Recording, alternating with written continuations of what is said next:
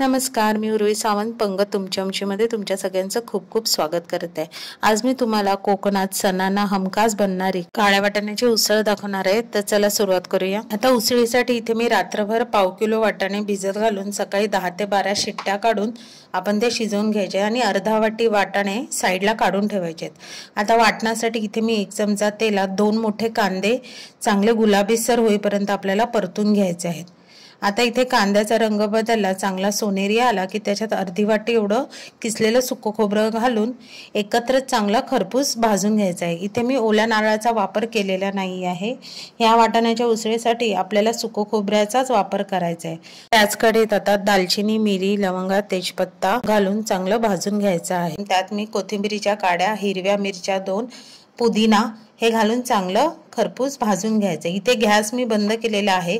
आता एका कढईत मी 2 मोठे चमचे तेल, पाव चमचा हिंग, 4-5 कढीपत्त्याचे पानं, 1 टीस्पून एवढे जिरं आणि 1 मोठा कांदा घालून आपल्याला हे कांदा नरम होईपर्यंत शिजवून घ्यायचा आहे।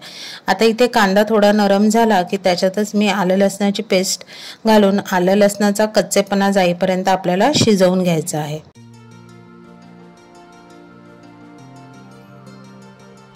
आता इथे 1 मोठा टोमॅटो मी चिरून फोडणीला घातलाय आणि टोमॅटो शिजेपर्यंत आपल्याला हे परतून घ्यायचं आहे। आता टोमॅटो थोडा शिजला की त्याच्यात हळद, किचन किंग मसाला, काश्मीरी लाल मिरची पावडर आणि मालवणी मसाला घालून आपल्याला हे मसाले चांगले तेलात परतून घ्यायचे आहेत।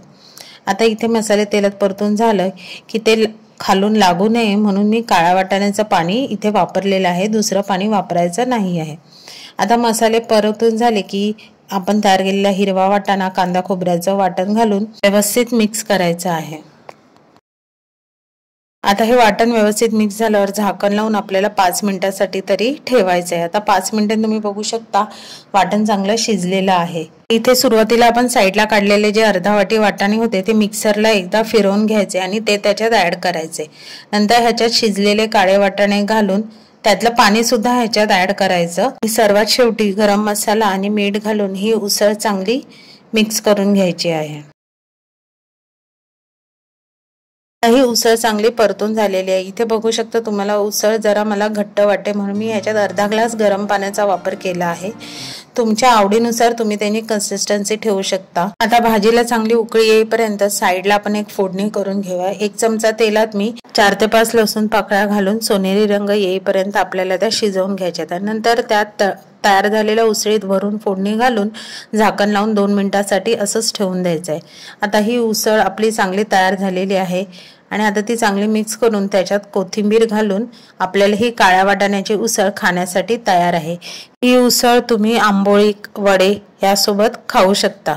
जर तुम्हाला ही माझी रेसिपी आवडली तर रेसिपीला लाईक करा, शेअर करा। चॅनलवर नवीन असाल तर चॅनलला सबस्क्राईब करायला विसरू नका आणि नवीन व्हिडिओच्या नोटिफिकेशनसाठी बेल आयकॉनला प्रेस करायला विसरू नका।